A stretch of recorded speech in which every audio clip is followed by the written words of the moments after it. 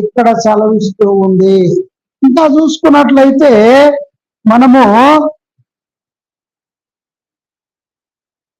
ఇక్కడికి వచ్చేద్దాం. 14. వాని హృదయము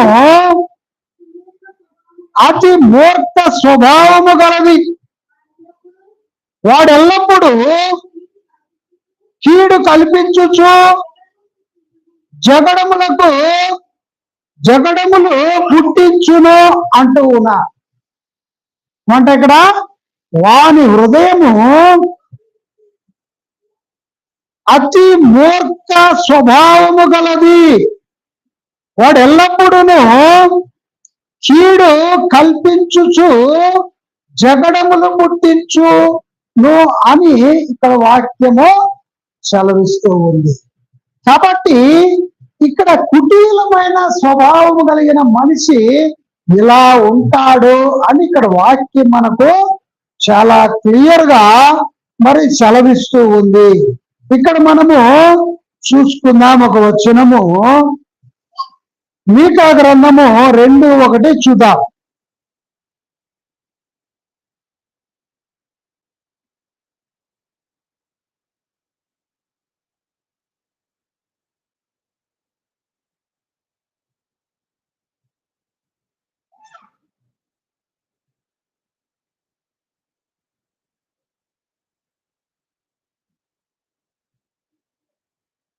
మీకా 2:1.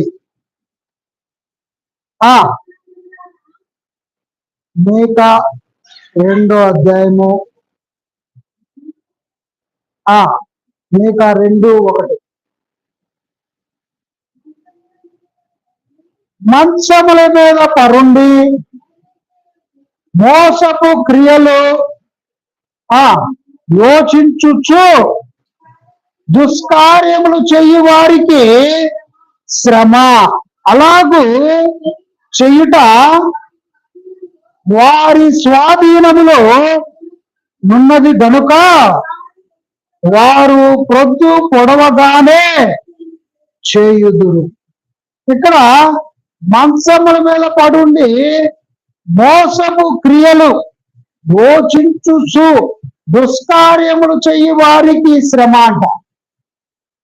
మంచముల మీద పడుకొని మోసాలు చేయాలని, దుష్కార్యాలు చేయాలని మరి ఆలోచించే వారికి ఏంటంట? శ్రమ. వారికి శ్రమ కలుగుద్ది.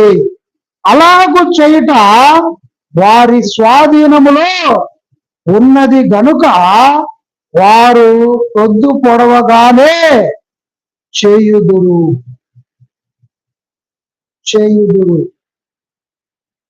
కనుక మరి ఇలాంటి వారిని మనము జాగ్రత్తగా గమనించాలి అని వాక్యం మనకి ఇక్కడ చాలా క్లియర్ గా సెలవిస్తూ ఉంది. ఇక్కడికి వచ్చేద్దాం. 15. కాబట్టి అపవాది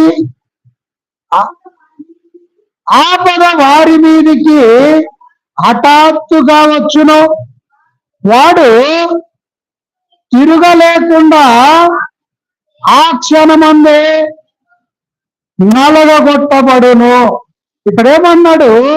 అలాంటి మనస్తత్వం, అలాంటి స్వభావం ఉన్న వాళ్ళు ఏం చేయబడతారంట?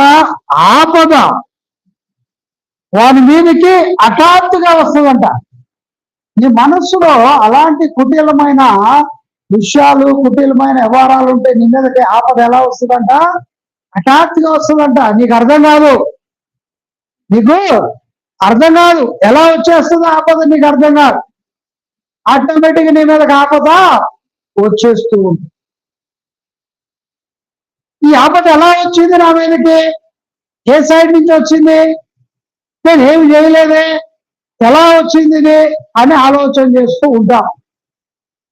అయినప్పటికీ అదేం చేస్తుందంట? హఠాత్తుగా నీ మీదకి వచ్చేస్తా. అప్పటికప్పుడే నీ మీద ప్రాబ్లం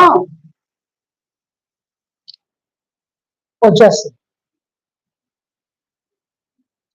నువ్వేం ఆలోచిస్తావు అప్పుడు? ఇదేంది, ఈ ఆపద ఎలా వచ్చింది? హఠాత్తుగా వచ్చింది. నేనేం చేయలేదే, నేను ఎక్కడికి వెళ్ళలేదే, నేనేం చేయలేదే, నేను ఎక్కడికి వెళ్ళలేదే.